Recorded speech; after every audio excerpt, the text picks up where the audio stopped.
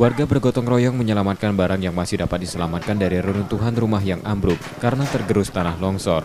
Rumah ini rusak akibat gerusan longsor sisi tebing jalan provinsi ini. Tak ada korban jiwa dalam peristiwa ini, meski saat pemilik rumah sempat tertimpa reruntuhan. Tanah longsor terjadi Minggu malam, terjadi saat hujan deras mengguyur daerah itu. Maghrib.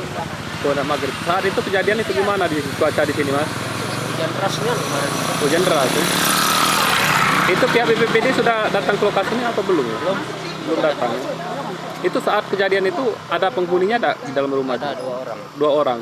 Itu siapa saja itu? Anaknya sama ibunya. Kalau secara fisik nggak apa-apa.